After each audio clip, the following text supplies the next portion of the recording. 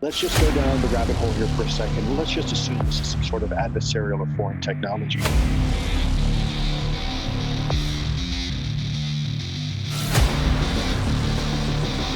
Most of the more than 120 incidents over the past 2 decades are not from the U.S. military or other advanced U.S. government technology.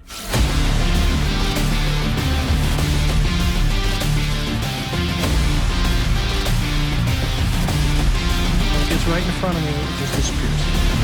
Disappear. Like gone. To be clear, he's referring to this giant object as a tic tac, because he said it was shaped like one.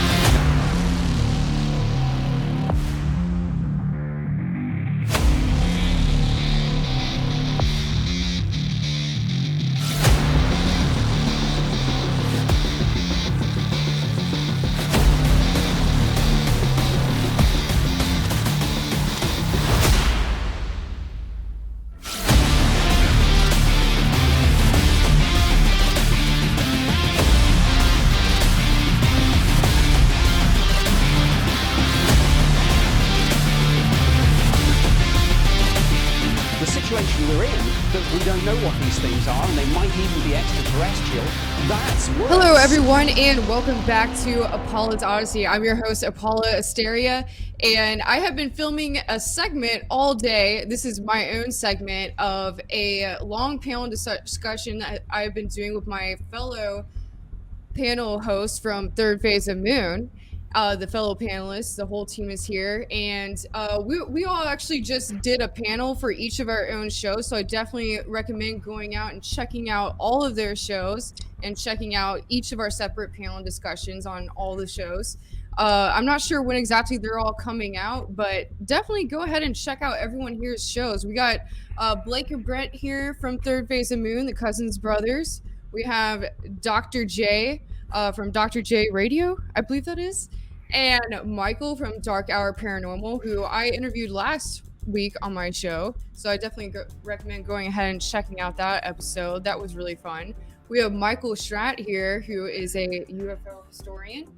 And we have Richard Giordano from Gufon Radio and his YouTube channel. So definitely recommend checking out all these channels. All these people are doing really incredible work, and it's amazing to have everyone on my show to do a panel. I've been wanting to do this for a while, and it's so good to have everyone on here.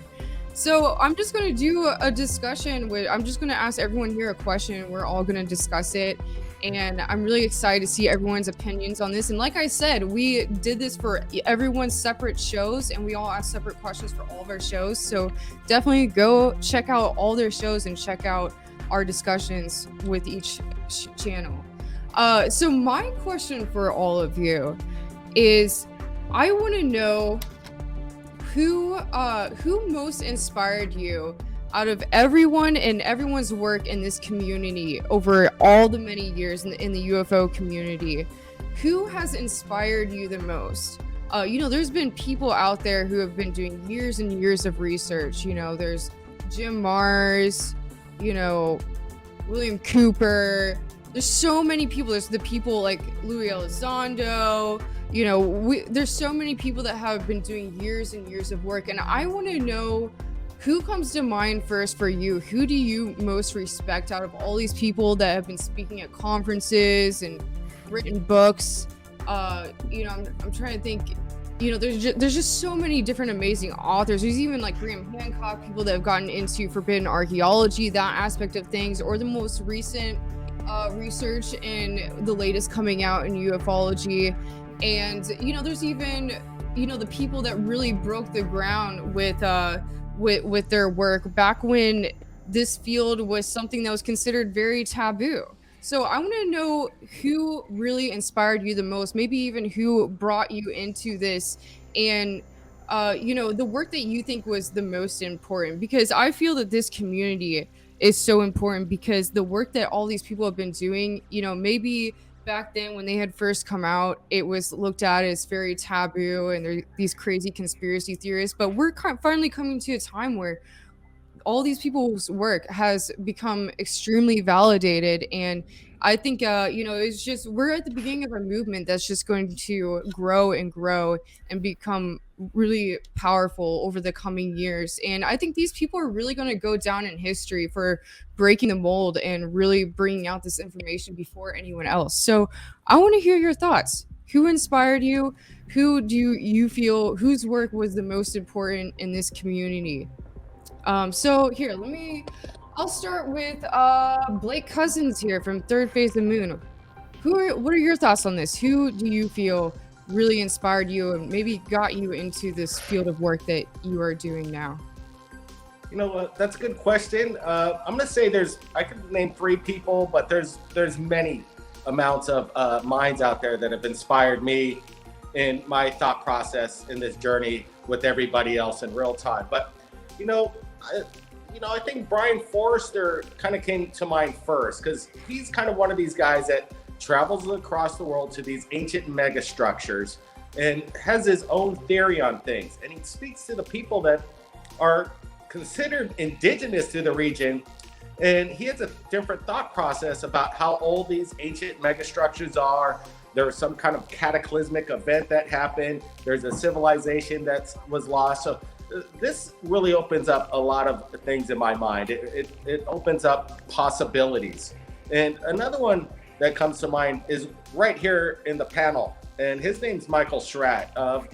I've come across Michael's work obscurely going through YouTube, and I saw this speech that he did in regards to a topic, and I'm like, wow, look at this guy. He seems very credible.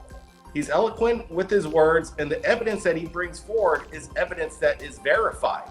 And this is very important in the field. So, Michael's given me a lot of inspiration in regards to verifying, bringing forth the evidence that's credible. And, it's insane what Michael does. And another, he's passed. I thought Stan T. Friedman, when we're able, as growing up when we were kids, we always looked up to this guy with his, mind and his look. He just looked like somebody that knew what he was talking about. It was incredible. And when we're able to interview him, thanks to Dr. J Radio Live in collaboration with Third Phase of Moon, basically speaking to the top ufologists across the planet, Stan T. Friedman, when we're able to interview him a few times, that was kind of like a dream come true. So, those are my top 3. Again, everybody on the panel has done a lot of work here, and I'm inspired by everybody that's working really hard every day in this field. So, those are just the 3 that came to the top of my mind quickly.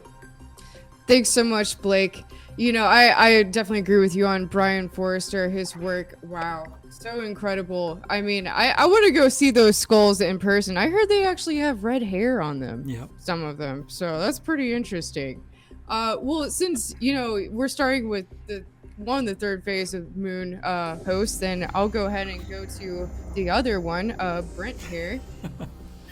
So Brent, what are your thoughts? Who comes to mind for you first? Who maybe inspired you to get into this community before anyone else? There's been a long history of ufologists in the field, and I don't know, growing up as kids, there's a couple certain ones that stand out, but then you kind of growing up, and then you see, okay, are these guys actually the real deal? But man, there was Bob Lazar, this guy that had rocket cars, and he's shooting guns in the desert, and he's doing these investigations and studying UFO spacecraft. If this is a real deal, then Bob Lazar is going to be on the top of my list. But right now, we haven't really proven that because there hasn't been any evidence. Then there's Jim Goodall. Jim Goodall does excellent work. He's been in the field. He's one of Bob Lazar's best friends over 20, 30 years, something like that. He does outstanding work. And he brought us some good information this year in regards to breaking news when there was an American airline pilot that saw a cylindrical UFO fly over him at high speeds and reported it to Tower. We're the first ones to receive the ham radio operator that recorded this transmission and break it to the news first. So there's a lot of whistleblowers in the field. Then there was, let's just say, Fire in the Sky was an inspirational film back in the day, and I think it attracted us all to the field. Is this, again, a real story?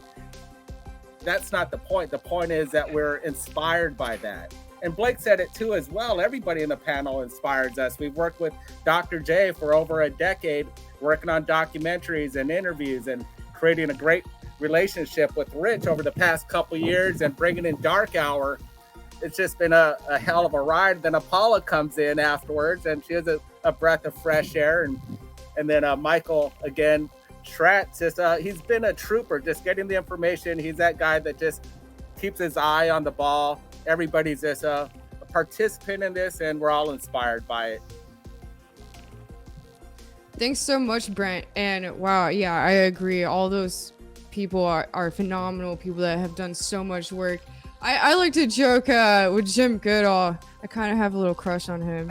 I was telling him all weekend. I even mentioned it on the panel back at Disclosure Con. We were doing that event last weekend. Man, that guy is just such a badass. Like he has a black Corvette that says SR-71 Blackbird on the back with like a skunk, Lockheed Skunk Works logo on it, and I'm just like, dude, I wish you were like, 20, 40 years younger. And I'm totally kidding.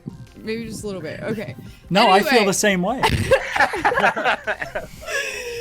All right, so we're gonna, Blake mentioned Michael Pratt over here, so let's go ahead and go to him. I know you have done so much work in this field over the years, and I'm sure your work has inspired so many people, and it's really been a major contribution to the community. So who inspired you in this community? Were there any authors that really kind of blew your mind and awakened you to this topic, or what work really has been extremely significant to you over the years? Sure.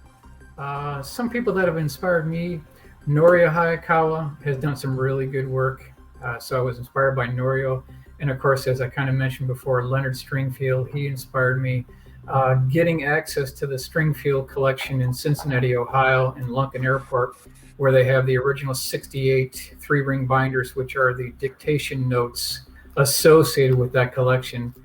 Going through that collection of material, I've never had a situation where I had hours pass like minutes going through the actual case files of craft being retrieved by the military, being brought back to Air Force bases, bodies being retrieved, possible autopsy reports being reviewed.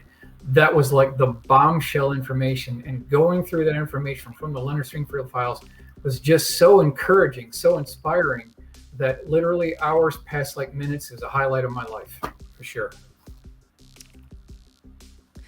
That is so incredible. Honestly, I haven't really heard of those individuals. So I'm so glad. This is why, I'm bringing you on to ask you all these questions, because I actually hadn't really heard of those individuals before. And I would definitely love to check out their work. Could you, before I move on to the next person, could you actually mention the books that you were talking about that has their work in it? And in the books, I believe you wrote a book on some of this too, in regards to the retrieved craft.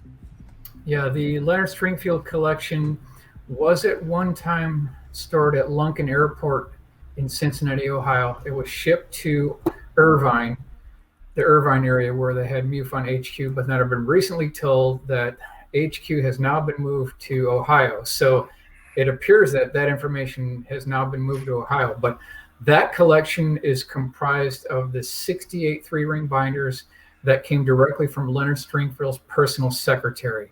And so it's as close as we're going to get to the actual testimony of the retrieval teams, which are known as the blue teams. These are the blue berets that would go in, they would set up the perimeter fences.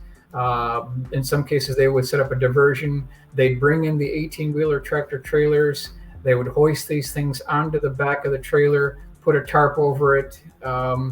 Then it would be moved to Wright-Patterson Air Force Base, where the reverse engineering program would begin. So it was Leonard Stringfield who collected the firsthand testimony from the pilots, the engineers, the astronauts, the cosmonauts, people who read the autopsy reports. He got so close to the truth, and all of that has been put into those dictation notes, and then also the book UFO Crash Retrievals, the complete investigation status reports. It's the most riveting material in MUFON, in all of ufology, period.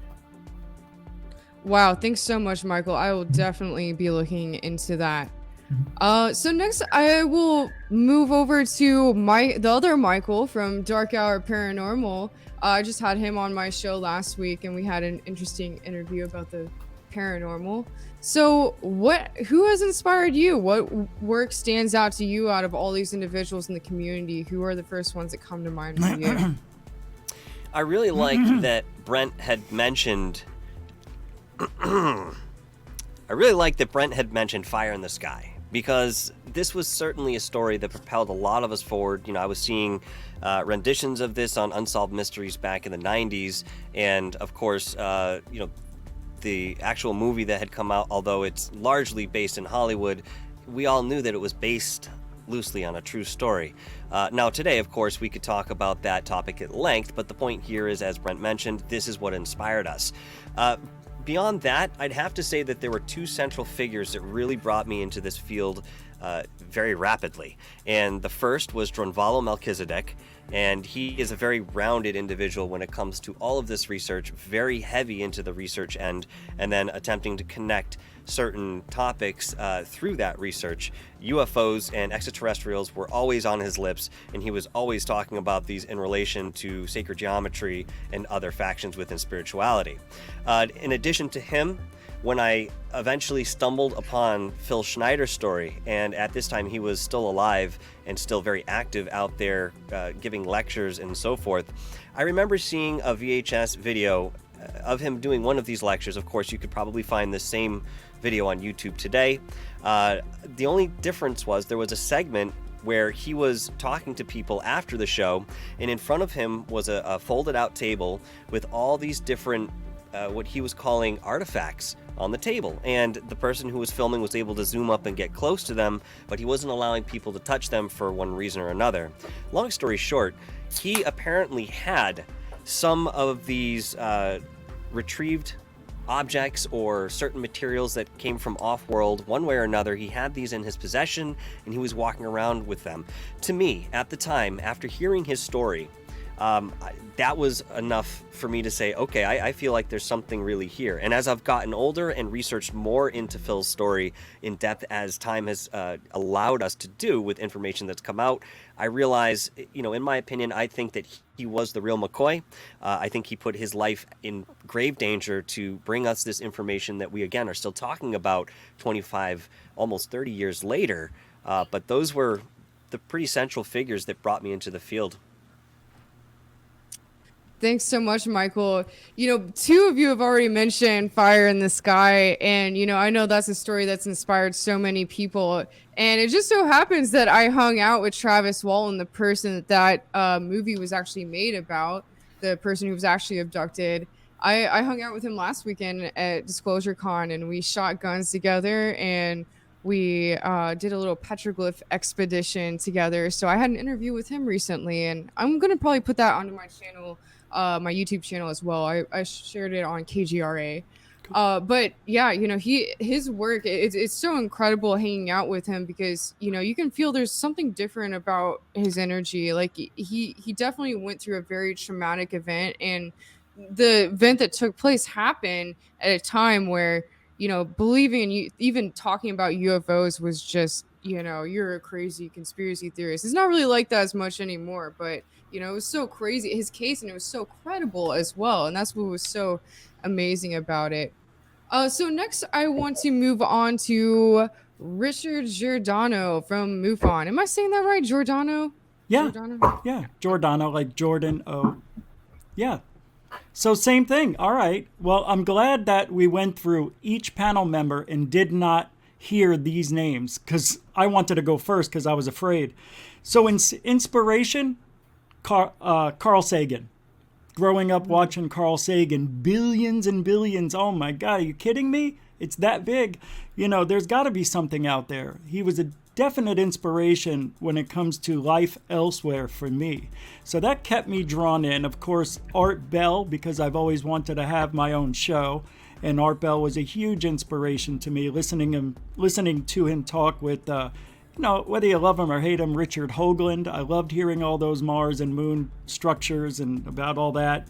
Also, Graham Hancock, for me is a huge inspiration once I got into the field. And listening to him, Chariots of the Gods, and I think he had a second version of that, just amazing. And of course, Stanton Friedman as well. Stanton Friedman, I think we could all say it was some sort of inspiration to us. But really, it was Carl Sagan for me, and always has been. And nobody else can touch him.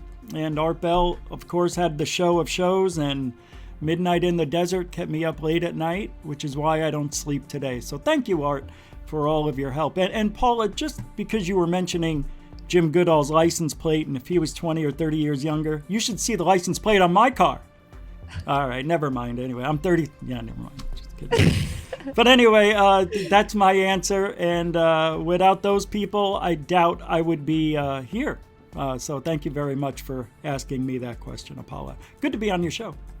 Thank you, Rich. Thank you so much for being on here. Yeah, and I believe Chariots of the Gods was actually by Eric von Daniken. Oh, did I say Chariots of the Gods? But yeah, but I know it's easy to get confused because Graham Hancock wrote Magicians of the Gods, which is actually one of my favorite books of all time. Yeah, and man, me if too. you haven't read that book, I definitely recommend it because he lays out everything in regards to what happened at a certain point in history 11,500 years ago when our planet was covered with a flood, and how this affected every ancient civilization around the world, and it connects to the whole ancient alien aspect of things, and that I recommend that to anyone. Everyone should read that book. Graham Hancock's definitely a major one for me. So I want to go ahead and close this off with Dr. J. Dr. J, how do you feel about this topic? Who inspired you over all these years, and whose work do you feel has been the most important to you in your research and your life coming into this community? So definitely the godfather of ufology, Stanton Friedman, in the early 80s, watching that Jesse Marcel Sr. interview about the recovered craft at Roswell and the debris. Another person, Eric von Daniken, talking about the gods of the Temple of Apollo in Delphi in Greece, and of course how the Bible written literally and not so much mythology. And another huge figure, of course, Bob Lazar, talking about actually having hands-on experience at a government facility at S4. I mean, how big can you get? Edgar Mitchell, astronaut, coming back after coming on the moon, the sixth man to step on the moon. And then, of course, going back to his Roswell, where he grew up, and it was in high school during the Roswell crash, and everyone then confirmed to him that this did in fact happen. And another person I have to say, our dear friend Preston Dennett. When I first read his book, UFOs Over California in 2007, I never heard of him. And yet I'd seen almost everybody else in lectures and stuff since the 80s. But that book showed me so many more crashes and retrievals just in California alone. And that, and a combination of that, him and Blake and Brent Cousins, the three of them really brought me into this 10 years ago. Thank you so much. It was so great to have everyone on here. And, I think for me, you mentioned Eric von Daniken, and Eric von Daniken was definitely a major one for me. Chariots of the Gods, when I first saw that when I was younger, that just completely blew my mind. And that's definitely probably what really got me into all this. Is actually the reason why I went to Contact in the Desert for the first time, my first UFO conference like 8 years ago, because I wanted to see him. He was the only person on the lineup I wanted to see. And then I realized when I got there that everyone there were all authors I've been reading my whole life, and I didn't realize there was a whole community about it. So it is really amazing to hear who all inspired all of you. And, all of your work is so important as well. And I think in the coming years, people are probably, some younger people that are going to start coming up in this community are probably going to come forward and say that they were inspired by a lot of you. So, thank you so much for sharing your points of view. And I really enjoyed hearing all your stories and your inspiration. So thank you so much, everyone, for being here. And until next time on Apollo's Odyssey, over and out. Let's just go down the rabbit hole here for a second. Let's just assume this is some sort of adversarial or foreign technology.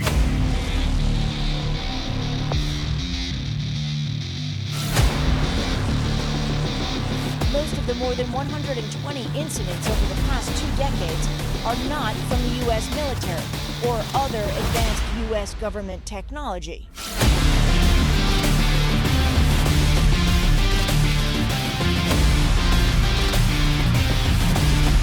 It gets right in front of me, it just disappears. Disappear. Like gone. To be clear, he's referring to this giant object as a tic tac, because he said it was shaped like one.